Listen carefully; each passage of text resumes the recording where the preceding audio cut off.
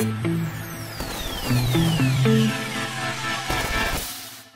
folks, Carl James here from Electric Media Madness, joining me with a special guest again, returning guest, Andrew Johnson. How you doing, my friend? I'm not doing too badly, Carl, and glad to be here with you Yes. discussing these esoteric matters that Yes. can be a bit, at times, make both your eyebrows raise even higher than Mr. Spock. So. Yeah, definitely with this one. This one's a bit out there. Yeah. Before we get into it, I just want to tell people, in case they don't know, to please go and check the evidence. Go and visit Andrew's website, checktheevidence.com, and cvpandemicinvestigation.com as well. There's some really, really good stuff there, and especially with the way the world is at the moment, you really need to do yourself a favour and check out some of this stuff, because it will really change your perspective on a lot of what's going on in the world. But it's great to have you back, my friend. It really is. It's been a long time. I think it's been nearly a year, or maybe over a year now, since we did the Twilight Zone one. That will be my fault. That's all my fault. I apologise. I've had so much going on and things have just got in the way. But I just, I knew it was, because we did plan this several months back, didn't we? And it was. We did, yeah, and we just didn't get around to it. I mean, I've had various things going on as well, mostly nice things, thankfully. But yeah. So here we are, and let's see where we get to. Yeah. The Prisoner. Well, and the title itself. Yeah. What can you say? Yeah. I mean, this is just it's one of those shows that there's a lot of things in the realm of science fiction that really owes a debt to The Prisoner. If for those people who are into it, shows like Twin Peaks, Lost was another one. Babylon 5 owes quite a big debt to The Prisoner as well. J. Michael Straczynski has said that himself. He actually said that, it's one of those things that he used as an example of good quality, and it has the Psycho salute in that is "Be seeing you" that the villagers do in the the little I the didn't gesture know that. That's interesting.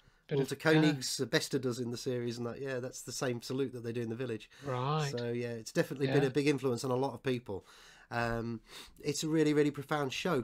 We're going to talk about 2 episodes, but before we do that, there may be some people, why have you not, if you haven't, but there may be some people out there who don't know anything about The Prisoner. So I don't know if you just want to tell our viewers and listeners just a very brief sort of capsule sort of idea of what the show is about, really, because it's quite I think the first introduction of the episode says it, really, doesn't it? The first it does, and indeed, they have quite a long introduction to each show, don't they? And I always remember watching that and thinking, when has the actual episode started? Because the introduction is such that you have a little bit, then it fades out, and you think the episode has started, but actually it hasn't. It's still part of the introduction. And the story of The Prisoner is told and how it's set up in that introduction, 1 minute long. Basically, we've got a guy that works for the intelligence services, although that's not stated. He resigns from the intelligence services, and he gets very angry about something. We don't really know why he's angry, but he's angry about something. And then you see his card being cancelled, and it goes into a vault, and there's this automatic arm thing, and it says resigned. And then it switches to his house, and he's in his house, which we think is in London. I'm sure it's London. Yeah, it is. Gas comes in, and then he's, goes unconscious, and then he just next day wakes up in this place called the Village, which is actually Port Merion. Amazing place. Lovely place. In Wales. Yeah, I've been there twice or 3 times, and I actually went last year. Right. So he wakes up in this village. They didn't reveal that it was filmed at Port Merion until I think the end of the series. Last episode, yeah, that's right. Last episode, yeah. And so, and he wakes up there, and this is in this strange world, and he basically tries to escape. But the whole series revolves around, really, I think initially it's like physical escape, isn't it? But then then it kind of evolves a bit. It's into kind of mental escape almost. That's the sort of scenario of it. It's an interesting thing, actually, because I did do a little bit about it in Science Fiction: The Hidden Global Agenda. I think it's only just a few pages about it, because I was trying to tie it in with a few of those shows, like the aforementioned Babylon 5, things like Blake 7 as well. Those things that really had some good ideas at the root of them. And one of the things that I did find out was that it was based on Inverlair Lodge, this real place in Scotland where they would take spies, people from World War II and stuff like that, and it was basically just like a debriefing village, real place. And I think because there was three main people that were the driving force behind Prisoner. There was obviously Patrick McGoohan, there was David Tomlin, and George Markstein. I think Markstein was only really involved for like the first half a dozen episodes predominantly, but he always claimed that he worked for British intelligence, and this was how he knew about Inverlair Lodge, because he'd been told by his colleagues and things like that. There's never really been any solid evidence. It wouldn't surprise me if he had been, but there wasn't. I've never come across any solid evidence. And there's quite a few people out there have written lengthy articles saying that Markstein was one of these people that just like to big his life up, basically. He had these connections, but he wasn't involved in British intelligence. But, we never know. So that was really it then. But the Patrick McGoohan became a bit like the sort of Rod Serling of the Twilight Zone, J. Michael Straczynski of Babylon 5.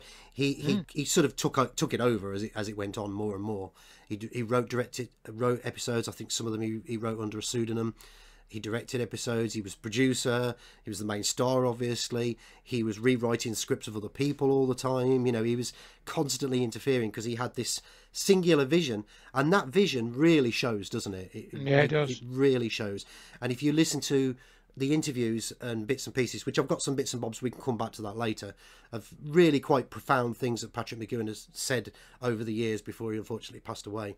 And he was a guy who was really clued in. He knew a lot. He was looking into the areas of things that we look into, and metaphorically, a bit like what Kubrick did, metaphorically putting it all.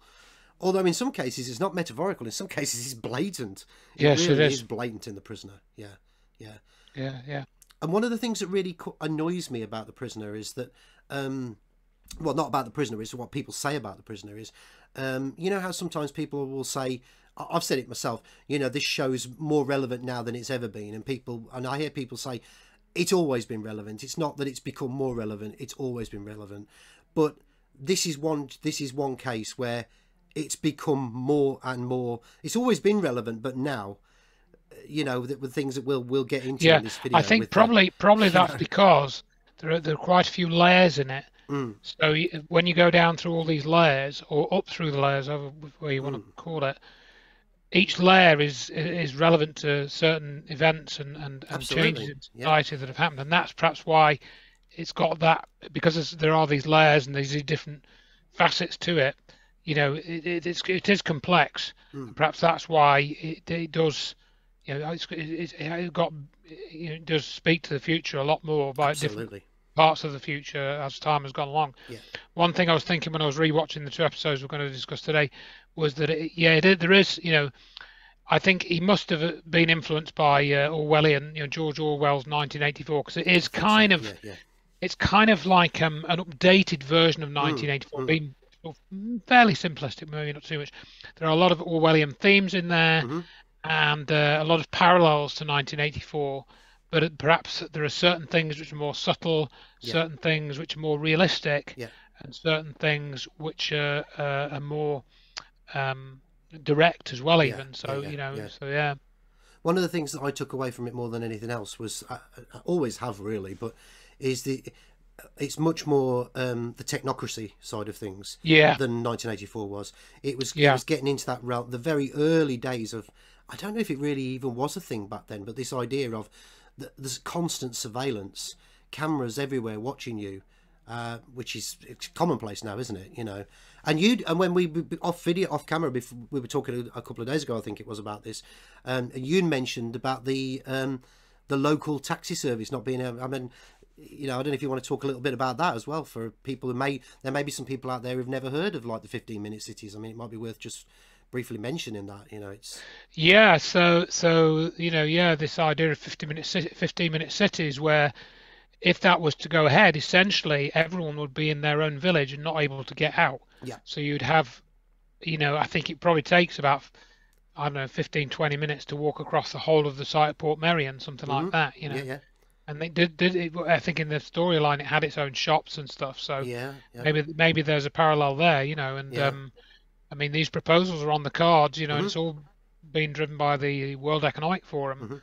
and all of that, and Agenda 2030 and stuff. So Yeah, yeah, 20 Agenda 21. So yeah. yeah, many parallels. In this series, they kind of pull it off as a kind of way of saying you can't escape. You know, that by virtue of the fact that it's just a local transportation system, that you can't, you know, once you're outside of the boundaries of the village, you're kind of getting into, which is kind of turned on its head in the last episode. We'll come to that. Yes, when all indeed. of a sudden they just seem to just get out and get back to London very, very quickly. Because the series gives you the impression that the village is maybe located somewhere in Europe or something like that, you know, on the continent. Yeah, there's one episode where Yeah, he gets there's an escape, isn't there? And he feels that's right. he has Yeah, escaped, but it's all back in the village, isn't it? yeah. So I don't know. Before we get into those episodes, I just it might be worth just mentioning a few things like that about, because another one I picked up on was we're heading to imminently creating towards a cashless society as well. That's another thing. The Right. village is exactly the same. It's Yeah, and they have this credit system, and it's don't they? credits. And, It's like an ESG sort of system, effectively, because you know there is a line, and I think it might have been in one of the episodes that we've watched where he says. I'd have to find it, but I'll paraphrase it. Basically, he said, you know, if I don't comply, my credit will stop, my taxi service will stop.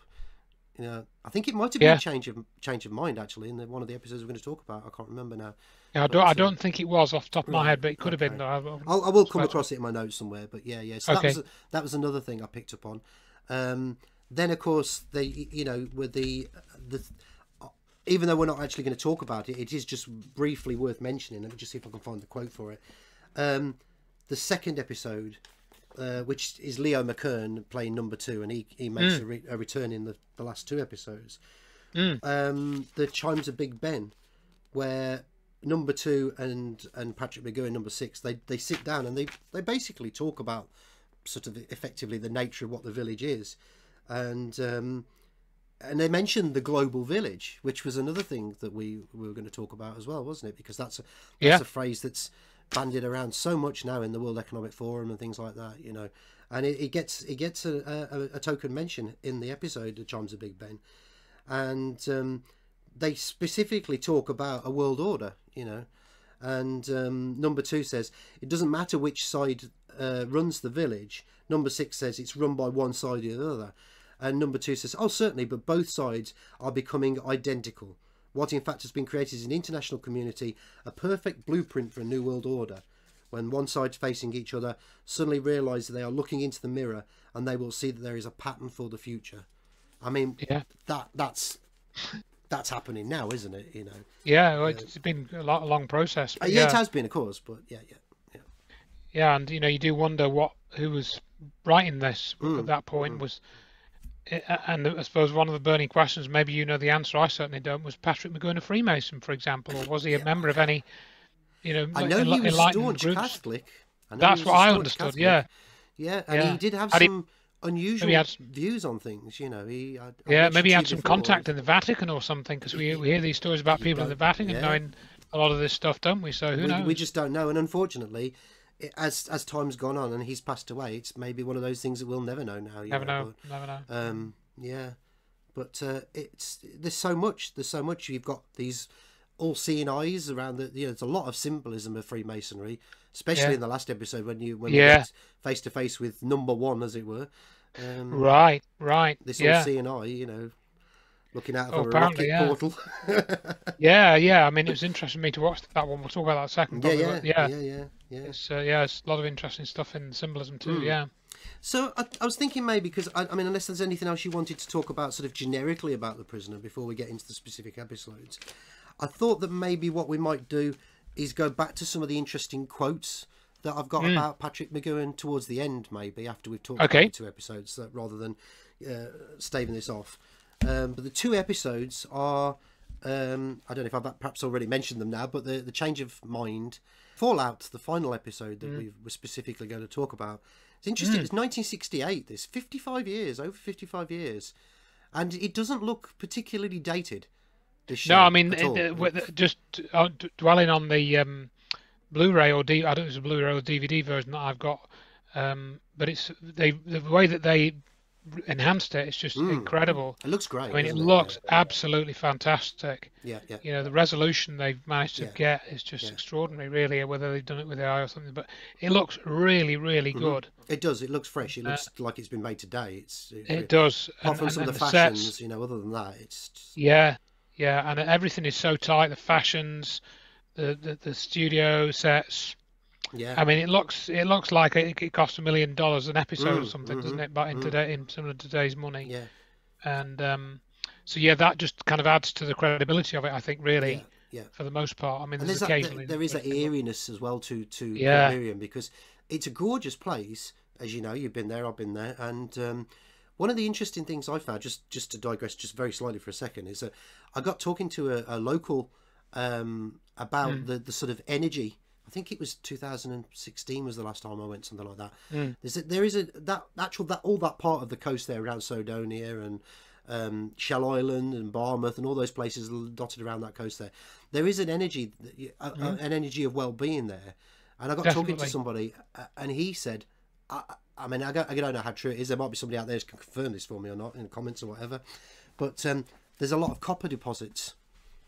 And Yes. I wondered about that, whether that's something, Could you know, be. the minerals That's as well, interesting, things like that it creates that sort of sense of well-being. So you have this place that's really idyllic, looks gorgeous. You know, the architecture, it's very unusual. It's very sort of Italian, isn't it, as opposed to, and yet you've got something so sinister that it's been turned into for this show.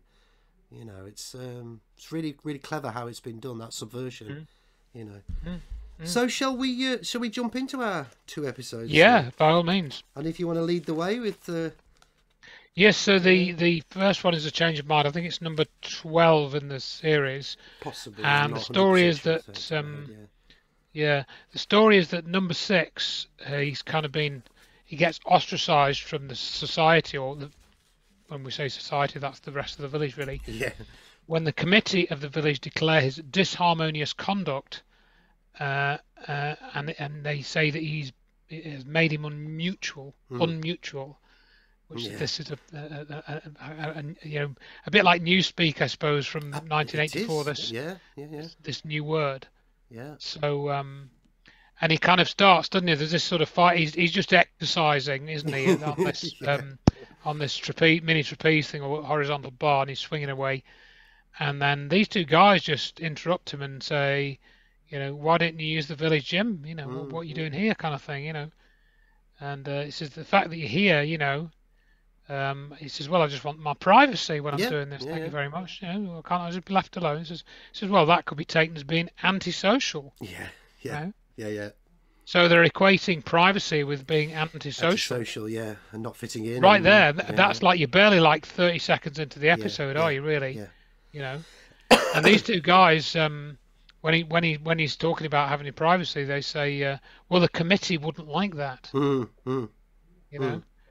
And then they have this big fight, don't they? In a big punch up. Yeah. Eventually, he overpowers these 2 guys. One of them's a bit puny, the other's a bit less puny. Yeah. And there's a big punch up, as there often is in these 60s TV. I mean, there used to be punch ups in Star Trek, didn't there? Yeah, yeah. Stop that with Next Generation. There's no punch ups in there. No, that's true, actually. Yeah, hardly ever. Yeah. And but it's regularly comes like put it on a clock with the original Star Trek. Like 10 minutes in, there's a punch up. I bet you if you timed it. 25 minutes in, Kirk's kissing the woman. You know. Well, that didn't happen with this show though, because Patrick McGoohan was really. Yeah, that very little womanizing. He would not kiss his female co-stars. He would not have any kind of sexual anything like that. He was a good Catholic boy. He was a good Catholic boy, you see. Well, yeah, I don't know if good comes into that. I'm sure I'm going to offend somebody by saying that, but no, I'm a good Catholic boy as well, you know. But as I understand it, the principal reason why was he said, I love my wife, I love my family, I have respect for my wife and my family. It's not right for me to be seen kissing another woman on television or in a film or whatever, because, you know, whether it is acting or not. Principle. Clearly a man of principle. Yeah, absolutely. Absolutely. Yeah. And I mean, obviously I make a joke, but it is, you know. I take on board what you're saying, obviously. But... Yeah. But that, you know, that's it. Then I mean, Catholics are generally quite well principled, I think. Not that other religions aren't, but there's a certain way that Catholics do things, and I know that from experience from other Catholics that I know or have known. But anyway, we won't get into that. No, I mean, my take on. I mean, I'm not particularly. I'm spiritual, but I'm not religious in any way, shape, or form. I can find faults in all religions, and there are good things in all religions as well. So it's kind of a bit like 6 of one and a half dozen the other, which is a good phrase for the prisoner. Actually, 6 of one and a half dozen the other. But anyway. Yeah. So and then so this brawl, and they say to him, "Oh, you'll face the commission for this." After this brawl. So what's this commission? So we've already got some sort of Marxist vocabulary, really, haven't we? I think it seems to be what he seems to be kind of flagging up in this episode are the forms of Marxism, to which are certainly operating in the fictional village, but of course we can see these operating now much more widely. Socialism is rampant at the moment. It's yes. And so he has to go to see the council, to sort of for them to decide what they're going to do. And so he goes to this council building, doesn't he? And he's sitting outside for a minute, and there's this voice message going saying, "Oh, number 6 is seriously in need of help, and number 42 is in a permanent state of depression, always in tears." Yeah. And there's this woman crying. He's sat next to this woman who's crying her eyes out, And then also it turns out that there's this other guy who's kind of been through the council or whatever, because he's paraded before a group in a sort of smallish room, and he stood at a lectern. Yeah, that's right. And they're saying, the speaker is saying over the PA thing, "It is your duty, number 93, to prove that you are once again a suitable member of our society." He's told he must confess his shortcomings. But they will tell him what to say. Yeah. So he can only confess his shortcomings in a way that they tell him. Because he's just verbatim saying what's coming through the thing, isn't he? Just copying it, and he's kind of obviously in a sort of distressed state, and his sweat coming off his brow, and he says, number 93 states that he is inadequate and disharmonious, and there's this believe me that this. That this is coming over the PA, and he's saying, "Believe me," and then he says, "Believe me," and it kind of breaks down, as if it's so important that the assembled, group knows that he's sincere in what he's saying, that he is saying that he's disharmonious, and inadequate, and he's obviously gone along with what this committee has told him to do. He's just gone along with it. Because he's afraid of the consequences if he doesn't. And which, so then just to make a point, I mean, the whole cancel culture nowadays, and obviously censorship as well, and deplatforming of people, and I mean, anybody that's talked about that or written about it or experienced it in any way, if they watch this episode, they'll think, "What?" And they've not seen it. They'll think, "What? This was 1967?" Because this episode plays that out very much, and it also goes into the next stage, really, I think, of what the people that are pushing all this conformism, whatever you want to call it, it kind of goes into the next stage of what they would. I suppose really you're talking psychiatry, pharmacology.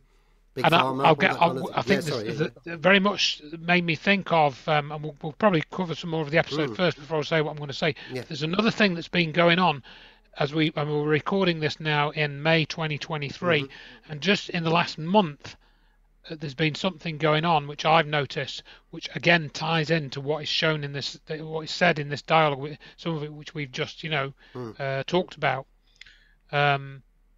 Anyway, so following this number 93 saying, "Oh, believe me," it's cuts, and number 6 has to go before this committee, and they've given him this questionnaire to fill in as a part of his written confession. I love his response to that. Yeah, so he walks in, and he just tears this up and he flings it in the air. And he says, "I've completed it." And they look at him, and they sort of says, "Oh, you should respect the committee," and you've got to behave yourself basically. But this committee is like, they're just totally weird, aren't they? All wearing top hats, and they all applaud when he goes in. And it's kind of, you're getting these mixed signals from the group of people. What it's are like they trying to actually... double think type thing, isn't it? Yeah, it is. Yeah. It's like trying to mess with your mind right there. Yeah. Are these people friends? Are they trying to help him? Yeah. What is their real agenda? And this whole, where they're sat round a table and he's got to stand in the middle of them. I mean, that's a very... I noticed that with the episode, that there's numerous points in the episode where literally within the same sentence they are saying, we're here to support you, and then they're berating him. That's right. It is just like psychological warfare, isn't it? It's just it is, and balance, it's I mean, it's gaslighting, isn't it? And so this the other thing that's kind of subtle in this, but this sort of the leader's voice is played from a tape, isn't it? You can see this tape going around while the voice is sounding. But it's interrogative as well. You can there's like a backwards and forwards. It's like a tape. It's like a tape, but it's like it's interactive. Yeah. You think, well, how can this be coming from a tape? Yeah, it's being, like you say, it's interactive, it's interrogative, and that. Yeah. What's going on with that? Yeah. So is this a symbolic? I mean, what is the other thing we're talking about now? AI. AI sort of controlling things. Yeah. I mean, okay, a cassette tape is not AI, but it is it's a mechanical, it's a machine. Yeah. It's an aspect of a machine which is interacting with the committee. That's what interested me in thinking about. Again, you pointed out the element of technocracy. And in The Prisoner, we have the tapes, we have the phones, we have the cameras, radios with listening devices implanted in them, and things like that we've seen. And then we have the doors being opened, don't we? Even though they're sort of normal doors, they're not like Star Trek doors. They're open with a motor. Yeah, they're just that subtle noise there, isn't there? That they open on their own. Yeah. So it's like it is a technocratic place, very much so, and that's pretty obvious from the start, isn't it? So anyway, so this committee, they say you need to make a complete confession. We hope for a complete confession, and that you will cooperate. And then they sort of say, well, we're going to have a tea break now, but we need to look at the and the tea plays quite an interesting role in this episode, doesn't it? Yeah. And then he says, we need the group of medical reports to be considered at a resumed hearing, and the room empties. And this also at this point we have this dwarf character who's actually called the butler, isn't he? Yeah. The credits. The actor, yeah. Yeah, and I only sort of became aware of him in this episode. I never really noticed him before, and he's just there, and he seems to be there throughout the whole series. He's the only other one really, like number 6. He's the only one really that's there right the way through. But yeah, and I'd never noticed this character before until I studied this episode, because he doesn't say anything. No, and his interaction is very, very subtle, isn't it? And to me, the phrase that came to my mind was, I don't think he actually speaks at all in the whole series. He may well not. I don't think he does. He may well not. And to me, he's like a guardian angel, and that becomes even clearer to me in the final episode. Actually, it's like he's there, and he's just kind of some sort of guard or guide, or I mean, it's certainly an interesting observer. Line that number 2 says in the last episode, Leo McKern, when he says, it's like the shifting of allegiances. But that's something we'll come to with that one. We'll come to that, yeah. Yeah. So he's there, and he seems to be helping him. But then McGurn comes out of that committee room, having sort of mocked them gently. And this number 42 lady, she's still crying her eyes out. And as he's going out of the room, he hears this recording of 93's confession being played out and repeated and chopped up and sampled and played back. And that's quite interesting as well, because this was before the days of digital sampling. If you listen to the dialogue in the episode, it sounds like a digital sample, doesn't it? Where bits of that number 3's speech are replayed and then chopped and played back again, sort of thing. But I think the next thing is really revealing, because what he does, I really picked up on this, and I didn't the first time I watched it. He walks back to his house, having come out of this committee hearing, whatever you want to call it. And as he's going back to his house, he goes past this roll of paper on a stand, like an ice cream stand, but it's actually got a roll of paper on it. And so there's a person there tears off a sheet of paper and then gives it to him, and he reads the story about his own guilt. Mm. And this is before he's got Before back he's to his even- house. Yeah, The yeah, yeah. story's all there of his Yeah. guilt. Yeah. He's confessed to these well, not crimes, but whatever it is. He's confessed to this bad behaviour, this antisocial behaviour, and the printout is already there before he gets back. So that obviously, to me, is an expression of the instant, writing of a script being given out to the media Mm-hmm. Absolutely, yeah. before you've even had the hearing. Well, before we've seen it's even been- we've seen it in the we've seen these. I mean, they've almost become a joke now that you can find them all over YouTube. These videos of, like obviously news agencies like Reuters and Associated Press and all that. They use these press releases to all the news networks, and they move a few words around, but they're all saying identical things. It's all there before it's even, and then even more so, we've seen things. Situations that have unfolded in history. 9/11 is a good example of that, where the press has got ahead of the narrative before it's even happened. Yeah. I mean, so- again, of course, as you can probably guess, the first thing that came to my mind when I saw that, where he picks this story up, from the roll of paper as he's walking back to his house, and that he's already guilty. I This took is it as that. Yeah, this is exactly what's happened with Richard D. I'm Hall. just about to say that. Yeah, just about to say that. And it's a very close analogy to what they had a plan for number 6.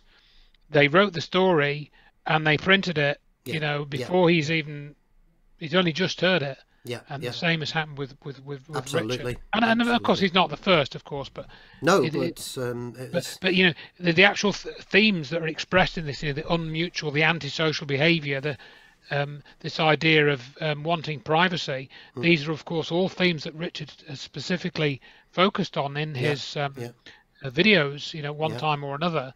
So we've not only got this instant story manufacture as a theme, but the themes as to why number 6 is guilty also match the sorts of things that Richard has been getting into, and myself as well to a lesser degree, perhaps. So that's a really key point in this episode, and it's just bang bang bang, thing after thing, isn't it? It took me about, I think, 2.5 hours to make the notes. I had exactly the same thing. Yeah. It took me a lot longer than I expected because it's so rammed with stuff. Yeah, isn't you it? just find yourself keep going back and having to listen to it again. Did I hear that right? Yeah. Did I see that right? Because it's it's like alarm bells constantly being set off, isn't it, for things? Yeah. And then, he goes back to the house, and number 2 is in his house. So how did number 2 get in his house? The sort of, he's not the leader of the village, but he's like the second in command of the village. And they come out with all these phrases, don't they? The slowest mule is the closest to the whip. Yeah. I think that's what he says. The Yeah. dialogue's a little bit. I know he'll this do his one that bit distinct. he quotes of him right at the end of the episode, doesn't it? Is the butcher's knife the butcher's got the warmest. The butcher's knife with the knife has got the warmest heart, or something. Oh, like that's that. it. What butcher with the all sharpest these- knife's got the warmest that- heart. Yeah. Where All these these come from, I'm not sure. Yeah. And he also says, number 6 says to number 2, he who digs a pit will one day lie in it. Yeah. So that's like karma, isn't it, or something? Yeah. I think number 6 is saying, with number 2, you better watch out because of karma, And then number 6 is told by number 2 that he is merely citizen number 6 who will be tolerated and, if necessary, shaped to fit. Yeah. And we flip it out. I tell you what I always found fascinating. Just it's worth mentioning this just for a second because it's always stuck in my mind. You saying about the fitting thing. I always took it as, and I'm not trying to sort of take sole credit for this one, but I've never heard anybody else say this. But those opening bits to the episode where what do you want, and he goes, and the number 2 of that episode will always is information. And I never took that as they want information from him. They want him in formation, in structure, in order, in. That would make a lot more sense in compliance. the context of this episode. I never wouldn't ever it? took it as they wanted information from him. Interesting. They wanted him, you'll play by our rules kind of thing. Yeah. I'm not saying that they didn't want information from him as well, but I always took, because it's the emphasis on the in pause formation like they're two separate words, you know, as opposed to Interesting. information. Yeah. So Yeah. I just thought it's worth mentioning that for our It is. viewers That's and a good listeners, 'cause point. it's, Yeah, you could be right. You could be right. And then just after that exchange, number 6 says, "Oh, I'm public enemy number 6." You know, so again, this idea of Richard being public enemy. yeah, You know, that's what he's been portrayed as. yeah. And of course, not the first, but you know. No, it's. I mean, obviously, it cuts deep at the moment with Richard because it's so serious. What's been happening, you know? But Yeah. on a much lesser scale, you know, people have been just deplatformed all the time and having their names besmirched and all that, you know, for far simpler things, you know. So Yeah, exactly. So then number 6 enters this pretty blonde woman and tells him that he should cooperate with the committee, you know, and not underestimate what's going on, you know. And the next sort of scene is also quite disturbing because she invites him to this social group, doesn't she? yeah, You know, with the and there's poet these- and all that. You're poet, supposed to be you a know, poet, he says to him. you know, and they're all these, you know, sort of, you could see parallels with these characters, you know. Yeah. You could say, for example, you know, an eco-activist might be one of them. I Call that in the thought exactly episode. the same thing. I kept know. thinking, what's that group at the moment? The oil one.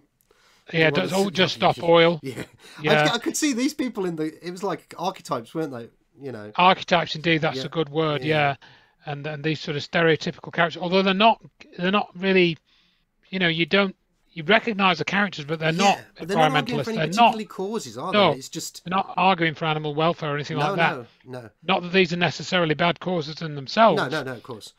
But you can see that they've had their ideas put into their heads, Programmed, basically, and so yeah, they're certainly the true believers, aren't they?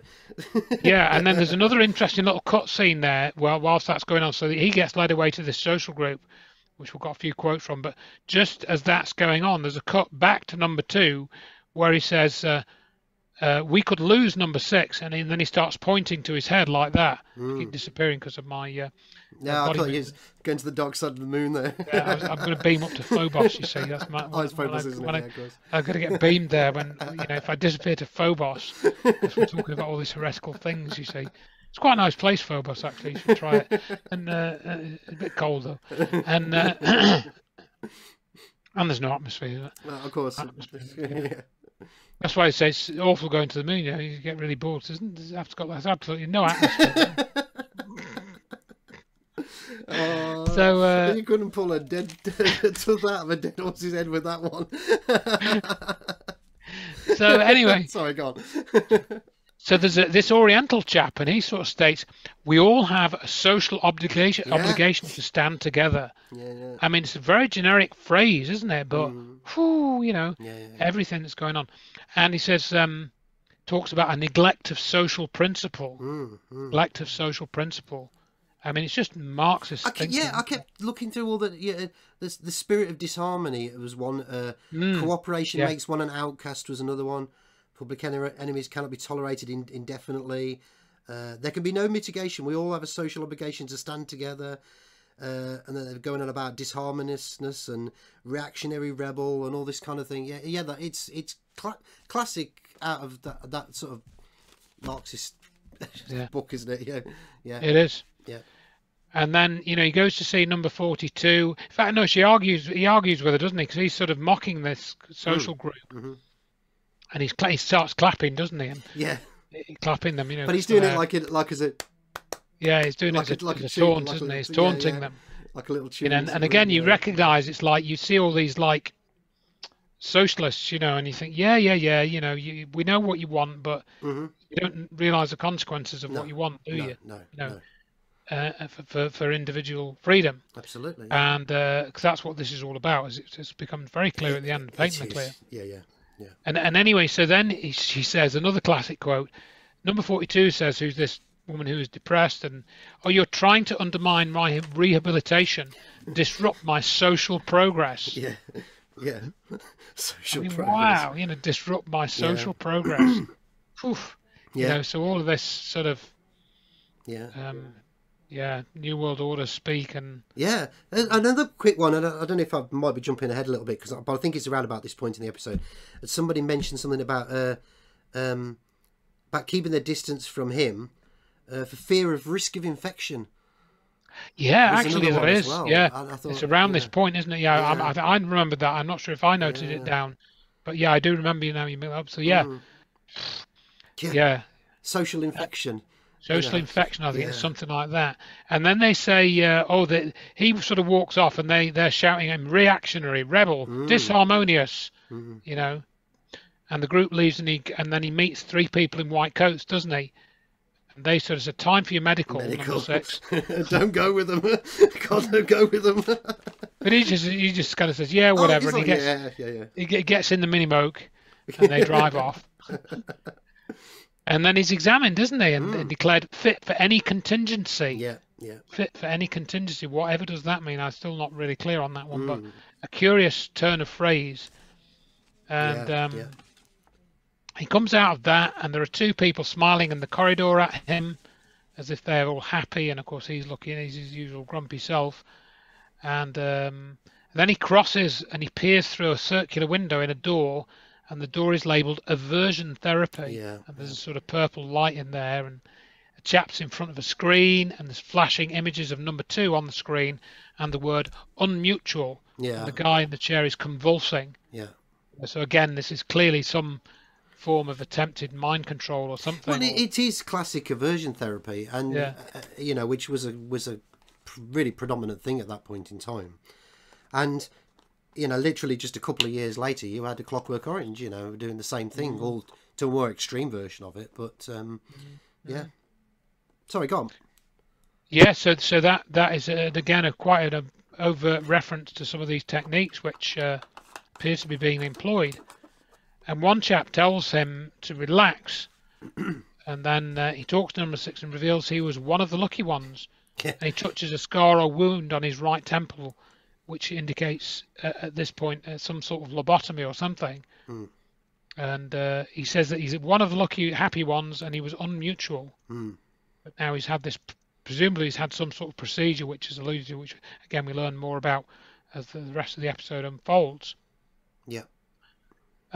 So then number 6, so it's basically like he's shown what's could happen to him. Yeah, yeah, yeah. Seeing this aversion therapy in this other guy. But then he goes back to the committee as if they're saying, look, this is what we'll do to you if you don't agree to what we ask, we tell you to do. So he goes back to the committee and he's declared unmutual, and is told that any more complaints will mean he will have to propose number 6 for instant social conversion. Yeah, yeah. Instant social conversion, well, whatever's that. Well, we kind of know what it is, don't we? Yeah, yeah. And he walks out of the room, and there's a poster with number 2 pointing at whoever's looking at the poster, saying your community needs you. Yeah. A bit like the like Big Brother is watching you, cunt, and all that. Yeah, Big Brother. Well, I mean, a lot you. of that's World War II propaganda posters Yeah. as well, isn't it? But yeah. So there's probably country overtones of needs that. you and that. Yeah. But then again, the same happens again. So he's walking back to his house, and there's another press roll there, on the cart, and he peels off a story, and the story is already written out with his photograph, and unmutual. He's unmutual, and it's the story's already out. I mean, I suppose we've talked about it being the instant internet and stuff, but we did have TV and radio then, so they did have the potential to put stuff out instantly on the radio. But of course, back then it took much longer to plan things because the communications operated at a much slower speed. Yes. So whereas now you can plan and execute a story in a day or two. Perhaps back in the 60s it would have taken a week or two or something. I did notice that they do mention at some point. I've got it in my notes somewhere, but I can't find it now. That because there is a television system for the village as well, which I'd forgotten that when I watched it. There is some sort of television broadcast. You don't see it very much because there is one point where I can't find the notes for it, but somebody says to him, this is going to be televised, so we want you at your best, kind of thing. So again, that's another form of the instant. Yeah, well, that's that social group meeting. They said, That's right. You got to behave yourself because it's going to be televised. That's right. Yeah. Before the village, although we don't actually see that. Yeah. maybe it was just a bit difficult to get all the screens set up at that time. Maybe Or it was, something, yeah, you know, yeah. But something I like that. picked up on the fact that they'd mentioned it. Yeah, yeah. Yeah. So anyway, so he gets back to his house, and the next, this again is very kind of similar to how, for example, social services seem to operate with some people saying, "Oh, we're here to help your children," and actually they don't help the children at all. They get Yeah, taken away from the parents, yeah. sometimes for dubious reasons. And so this appeals committee turns up at the door, and then he mocks them, and the woman says, "Social work like this requires considerable moral courage." You know, she's a bit like a sort of almost a cross between Hattie Jakes and Hyacinth Bouquet. Yeah, yeah, yeah, yeah. You know, and so he kind of mocks this committee, saying, "Look, you know, I don't need to tell you anything. You know, you're just some random bunch of people Hmm. that want to hassle me. You know, why are you even here?" Sort of thing. They claim to be wanting to help him, like we said earlier, but they clearly don't want to help him. They just want to tell him to go along with, you know, Mm, the status quo. You mm. know, Yeah, and he talks about this risk of infection from the untouchables, doesn't that's he? That right. Yeah, yeah, yeah, number 42, this depressed woman says, "Bitterness will not help you." yeah. You know, and then number 6 suggests they will help him, and the woman says, "It is clearly premature to look for contrition in the poor cut creature." Yeah. Is this the scene as well where she says she's talking about socially conscious citizens provoked by the presence of an mutual, and number 6 just goes, "They are sheep." He does, yeah. Is that So is that that's that soon scene? after that exchange, yeah. Yeah, I'm trying to keep track of where I am with it, but Yeah, yeah, so basically after this appeals committee visits him, they just leave, and then he walks out to go and get a cup of tea at this cafe or something, and he sits down at the table and everyone just leaves. mm, You know, and there's an announcement saying unmutual behaviour should be reported to wherever, you know. yeah, And so he's just left there on his own, realizing what they're trying to do to him. yeah. And the appeals committee then returns and says, these folk are socially conscious citizens who are provoked by the loathsome presence of an That's unmutual. right. Yeah, yeah, So the appeals committee is explaining the behaviour of these people just who walk away, and that's when he says that they are sheep. mm, You know, so he says that these people walk away because they're told to walk away from him because he's been given a label, mm. and they haven't even bothered to ask him why he would have this label and what the real story is. They just go Absolutely. along with the Yeah, story and follow.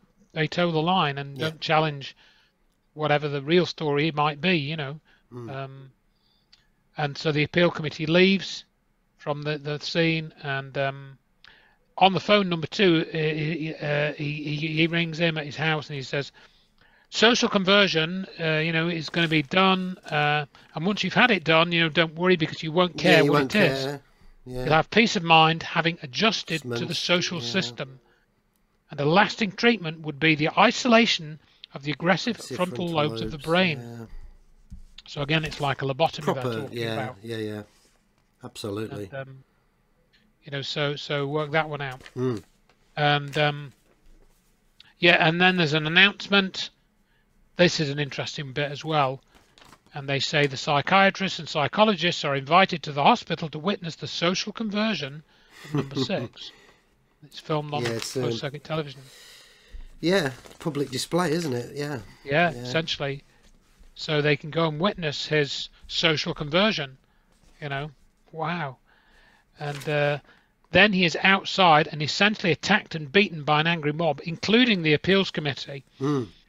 Like, you know, if you don't conform, you're going to get beaten up. Yeah, yeah. You know, that's what they're telling him essentially. You must conform to these arbitrary rules that someone has come up with. You know, Yeah. else you're going to get duffed over. Yeah, yeah, yeah. And then he's dragged to the hospital. So, in other words, this appeals committee that was supposedly helping him, they're the first to stick the boot in, Yeah. physically, aren't they? Yeah, yeah.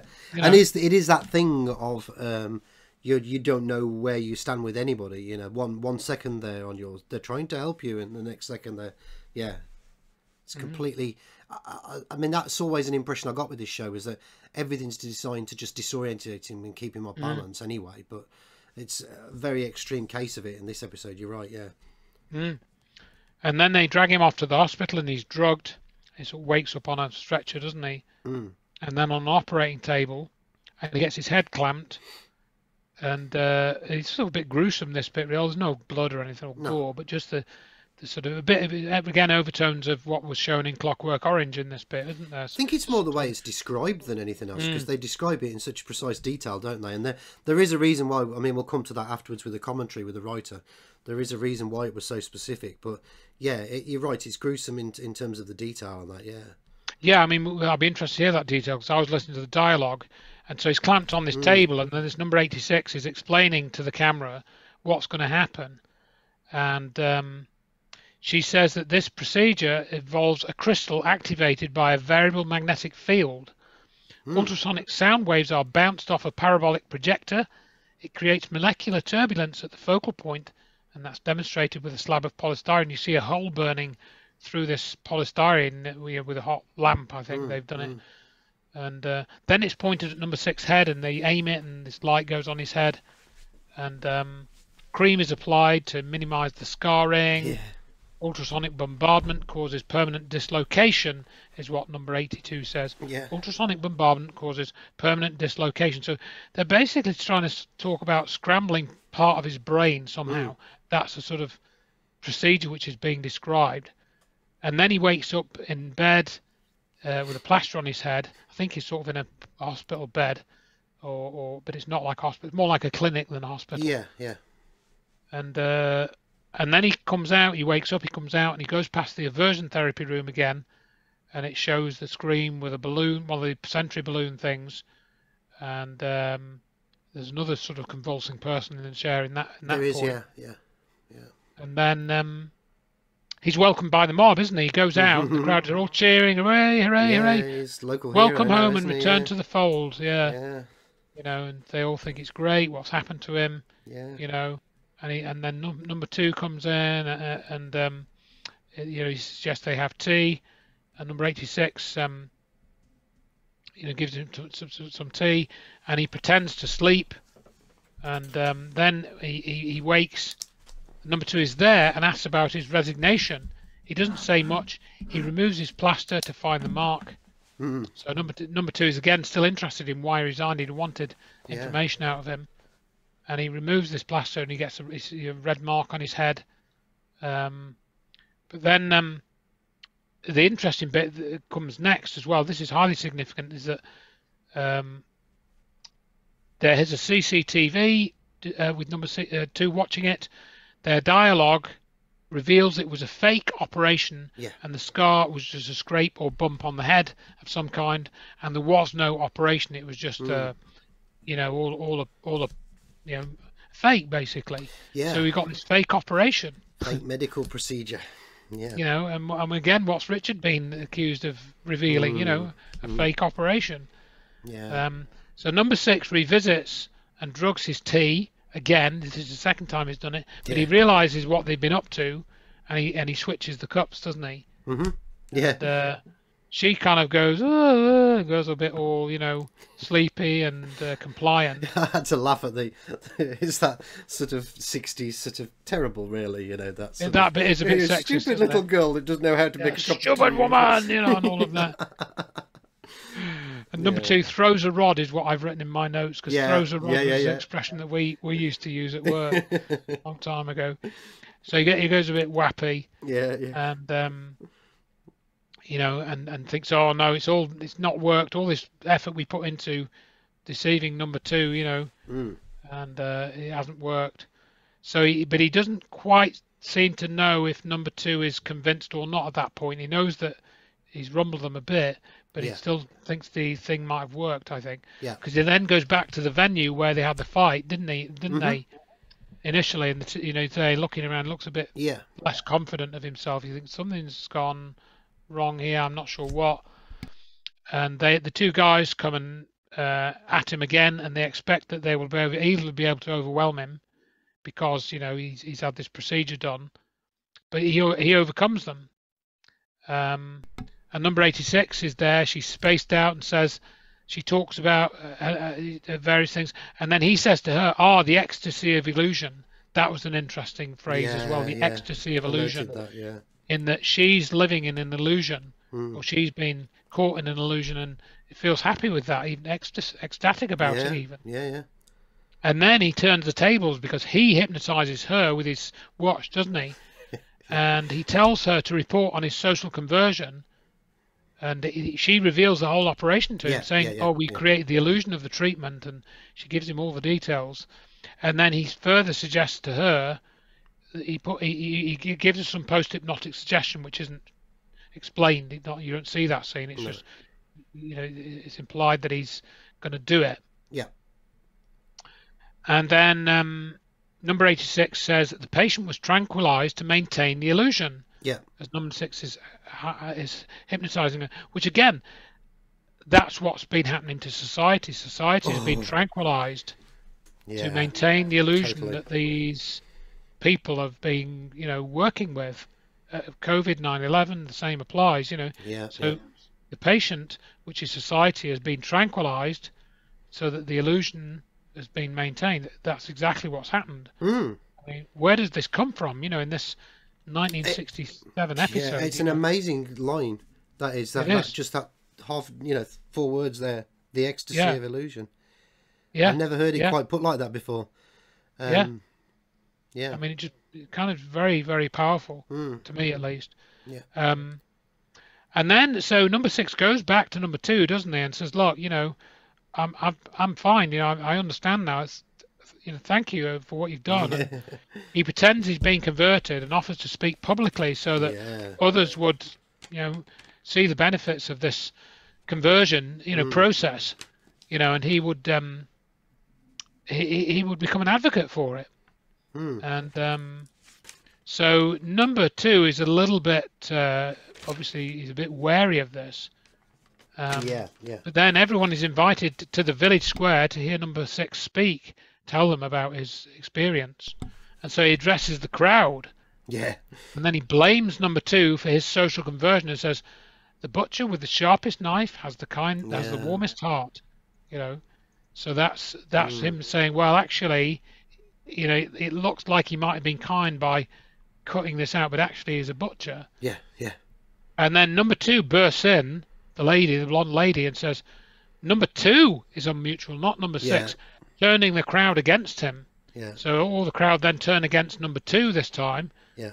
And then number 6 in the speech, short speech really, says he talks about rights to be individuals, to truth and free thought. Yeah. Yeah. Reject this false world, which is Of number 2, the counter of the illusion of ecstasy, isn't it? Yeah. It's like He's the opposite essentially of that. saying, reject their false world. Yeah. And then the crowd follows number 2 as an unmutual, and kind of chants that he's unmutual. He doesn't get duffed in, thankfully. Yeah. Yeah. And then this mysterious butler sort of, I think, follows him out again, and again seems to be like a guardian figure for number 6 of some kind. So, and that's the end of that episode, isn't it? You said you had some notes from the commentary, didn't you? Yeah, Part of that. I want to mention the fact that what I said about the line between 6 and 2 was in this episode.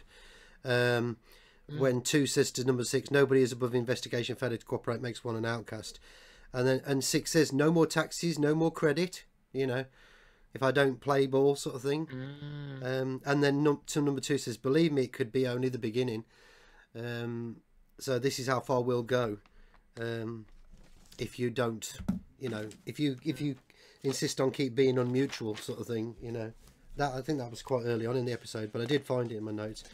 Everything else I've got, you've covered. Yeah, absolutely. It's brilliant with that, Andrew. Yeah, that's very, very detailed for those people who haven't seen it. I mean, people should watch this show anyway.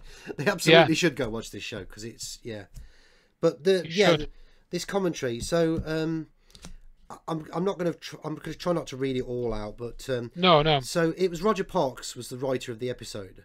He was an agricultural expert. He was a journalist. He's quick to become a screenwriter.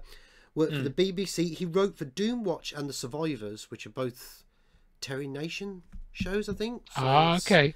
Blake Seven as well, type thing. Yeah. Right. Survivors was definitely Terry Nation. So Yeah. and he called it a satirizing state control and social manipulation, mind control. His brother was a psychiatrist, so that's played it. He just read The Manchurian Candidate and was inspired by it to write this particular story. But he didn't take the socio-political commentary of The Prisoner very seriously. He maintained that most of the writers and the directors on the show treated it just as a spy thriller drama for entertainment, suspension of disbelief, but it was Patrick McGoohan that would change the scripts to fit it to his vision for what he wanted the show to say. And he did get rewritten quite a bit. McGoohan would change things on set that he didn't like, something the way it would come across. So yeah, and he said Patrick McGoohan was a right pain in the arse to work with. That was what he said about him. So I'll just read out a little bit. I'll try and make this as quick as possible. So this is from the commentary. This whole issue of social ostracism, I think it's very powerful. Used a lot by Chinese in Cultural Revolution, getting people to make their confessions and so on. It's very alien to human nature to be ostracized by society. Our herd instinct is so strong. So even the prisoner is prone to reacting to ostracism. However contemptuous he may have felt towards the village and the people in it. This is an ongoing theme in the scripture of mutuality and social conformity, rather more concerned perhaps than it is now. I don't know. After all, because we were less crowded then. There were probably more eccentric surroundings in the late 60s than there are in the present millennium. I think this was probably recorded about 15 to 20 years ago now, these commentaries. Yeah. So somewhere around then when the Blu-ray first came out, about 15 years ago. But these days we have ASBOs, antisocial behaviour orders, the prisoner equivalent, I suppose, would be UMBOs, unmutual behaviour orders. There was scant talk about it in the late 60s of yob culture. Perhaps the reason was that youngsters had far less cash for binges and bangers. Perhaps ASBOs came with opulence. Also, since the 60s, drugs have been developed to treat extreme cases of deviance rather than resorting to lobotomy operations on ECT, which were used in the late 60s and 70s. Now we simply have Librium Avenue and Valium Vale. However, the aversion therapy shown in the script is still around in use today. So the transmission of the episode. A couple of neurosurgeons actually wrote rather indignantly to the filmmakers and complained at the gross misrepresentation of their sonic lobotomy techniques. So they were based on real ones. Not exactly like that, but, you know, within that sort of ballpark. But as producer David Tomlin explained in his reply, the whole process in the script was merely a charade. So it didn't actually happen to him, obviously. But it did happen to one of the other characters, didn't it? Because we saw that. We assumed that he'd had it done anyway. Unless that villager was pretending. I don't know. You know, you don't know, do you? It's not never really established, is it? So, yeah. Within a matter of hours of my conversation with my brother Colin, the revised rehearsal script had been rushed through McGoohan, and we waited in trepidation. And predictably enough, he came back with objections. He said something like, "Okay, all this stuff with the lobotomy might be made to work, but we're going to have to cut the kissing." That goes back to what I was saying before about how because apparently there was kissing in it. And he said we all had to go around this pantomime. McGoohan's final bombshell was the only way to make this script work was to sack the director, who he originally intended to use, and for McGoohan to direct it himself, albeit under a pseudonym, which he did. This didn't exactly delight me. Here was my firstborn about to be shambled by this egomaniacal actor. McGoohan was very coy about on-screen kissing, and he goes into his Catholicism and things like that. I wasn't happy at all McGoohan taking over my scripts and direction of the episode. He had a fairly exalted, grand impression of himself. I was sympathetic to the constraints put on number 6, and all of this later led to my becoming a magistrate and sitting in court for 25 years judging criminals and also sitting on child protection cases in East Berkshire. Oof. Wow. So he had a brother who was a brother who very much informed him on the aversion therapy and the psychological aspects of it as well. and and some insight into what he said about Patrick McGoohan as well. I've got a feeling I might have lost a page here somewhere, but yeah. So it is interesting, isn't it? Some of the background, they clearly had some, well, at that point it wouldn't have been inside knowledge because he hadn't become a magistrate, had he? But no, clearly not at that point. And generated interest. One of the things that I did find quite interesting, and I did do a little bit of looking into the aversion therapy. I mean, it was known in psychiatry and medicine and all that kind of thing, but it wasn't widely publicised. I think it was around about the same time that there was starting to be some public knowledge of it. Because obviously, I found this with the Clockwork Orange as well, when I looked into that, it'd only been sort of around that. So it does seem to track that he got a lot of it from his brother. So yeah, so any more thoughts about that one? Is there anything else we wanted to really talk about it? I mean, we've covered a lot of the dialogue from the episode is just really on the nose, isn't it? Really, it is. I mean, it's very, very tight, and there's very little which is kind of redundant or superfluous, or it's just all. And you know what? I can't help but think when I listen to the commentary with Roger Parts, I can't help but think that there's a lot of this is Patrick McGoohan's. Yeah, probably true. That he got rewritten in some ways. Yeah. Because he didn't go into detail exactly how much it was rewritten by him, and so yeah. And I think just the whole idea of, I mean, McGoohan is perhaps more victorious in that episode than he is in some others, where he does have a victory against, and he's kind of saying to you, look, you can fight this system, and you can preserve your individuality and your freedom of thought. Yeah, and if you do it right, if you use a bit of deception on them from time to time, and just in the circumstances when you need to, you can maybe fight them and maintain your ground when they're trying to take it from you. And I think that's a message that I took away from the episode. One of the things that I kind of noticed happening with this episode, and I see it in a lot of the episodes of The Prisoner, I know it's got its prerequisite punch up, like you say, and things like that, but quite often you'll find that he takes what they're trying to do to him and reverses it and turns it onto them, back onto them at the end, which is very clever. So it's thinking your way out of these situations rather than although of course that doesn't happen in the final episode. That's a totally different kettle of fish, but it is very, very different. Yeah. Well, so unless you've got anything to add to the no, I think you've very eloquently covered that. Most of what you talked about I'd already got in my notes, so yeah. Okay, so we can move on then to Fallout.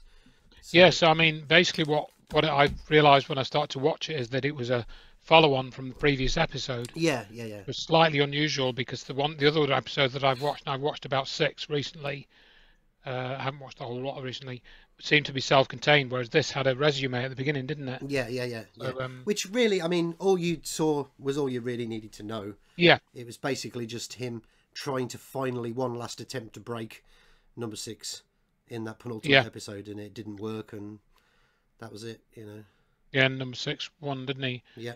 And then, so they was locked in a room for a week or something in the previous episode. And number 1 had to find a missing link, didn't he? That's what was put on the blackboard. So I have to find a missing link. Number 2, sorry. Number 2, sorry, yeah. Had to find a missing link. Yeah. And it talks about state secrets as well. That's briefly mentioned in the resume. That's kind of a clue, I think. And then they end up in this room, don't they? And the dwarf is there, the butler. Yeah. And then there's a wax dummy of number 6 himself, isn't there? And with his suit. All you need is the surreal sequences start with "All You Need Is Love" by the Beatles. Yes. And that's playing out apparently out of jukeboxes or one jukebox in a rock corridor. Leading to a bunker. So it's like they're descending into this kind of cave or bunker or something, isn't it? Yeah.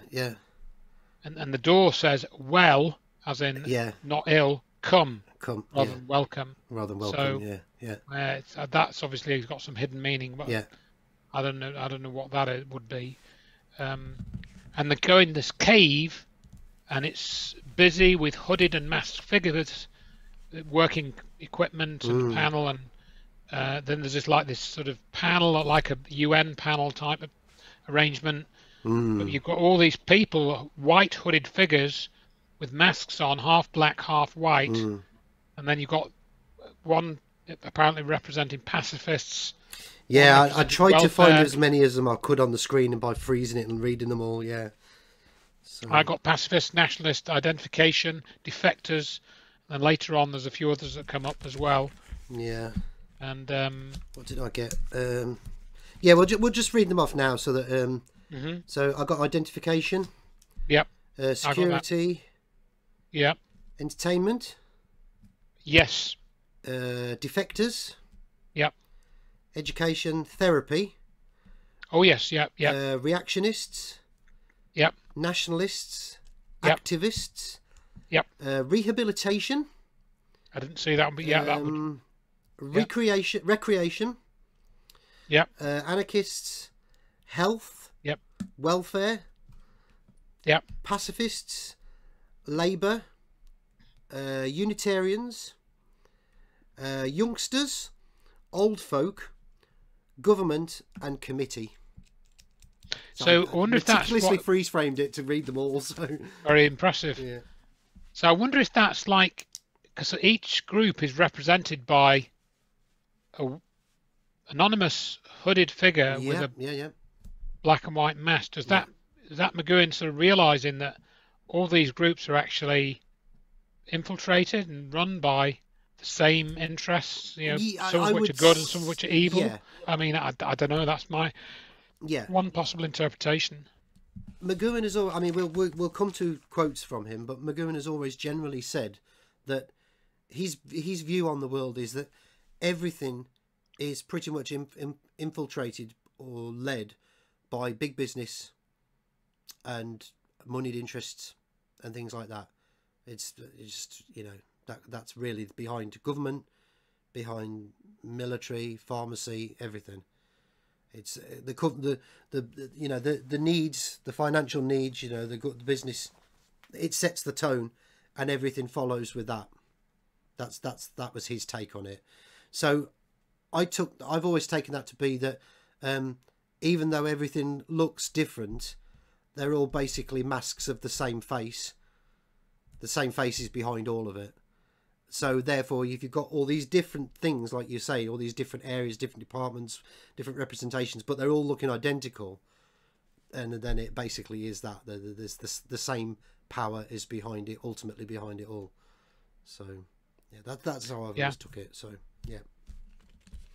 Okay. Yeah, so have all that, don't we? And then there's this judge character. I don't think he's called the judge, is he? I forget what he's called. He's listed in the credits as the judge, but he isn't mentioned by name on the And he says that we're in this strange situation where it has been called that as a matter of democratic crisis to do with the question of revolt.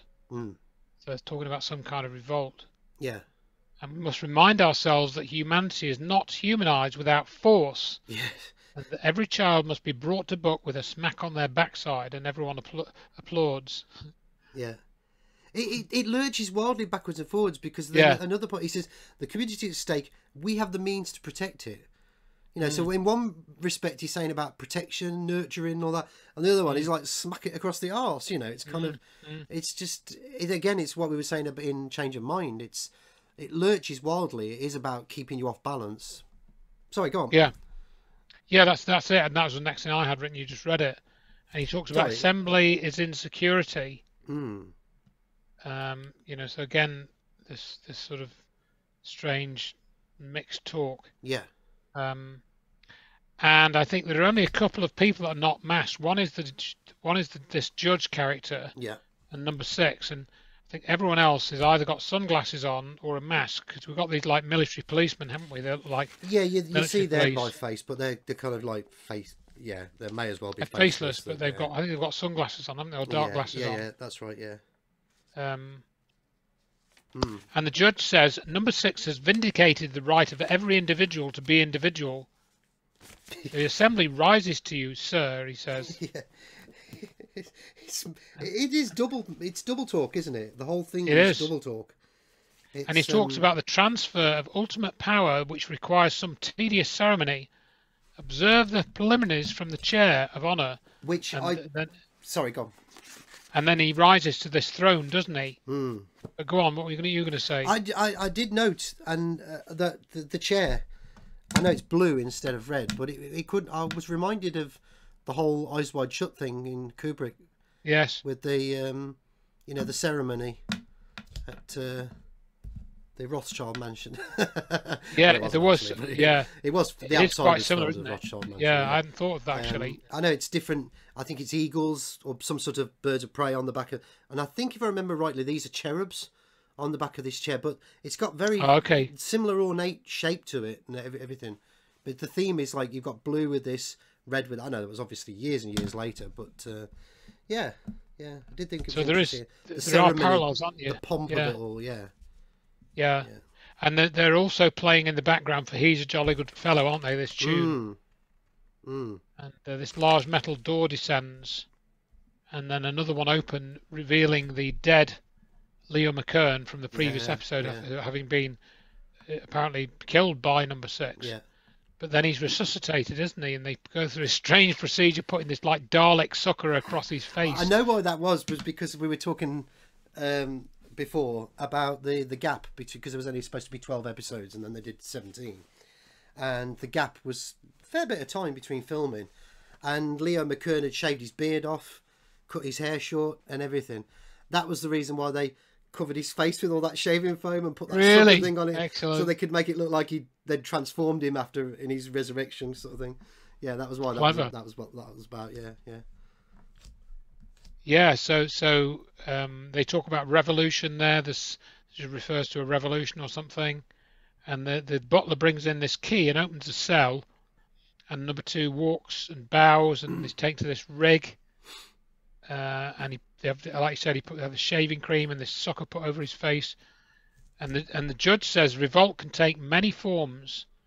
And he talks about he alludes to 3 of them, and then number 48 comes out of one of the tubes, up from underneath the ground, and it starts singing "Dem bones, dem dry bones." I mean that song is a right earwig. After I watched that, I've got that stuck in my head for the rest of the day. Yeah, it is, isn't it? It really is. And it starts off fairly calm, but then he kind of runs amok, doesn't he? This number 48 runs round and creates disarray, and the judge gets more and more angry, and and he says that youth rebels because of enthusiasm or something like that. Talks about the common good threatened by youth and revolt, and it is not productive. He talks about this not being productive for society or the community or whatever. Yeah, when the function of society is in danger, such as roles must cease.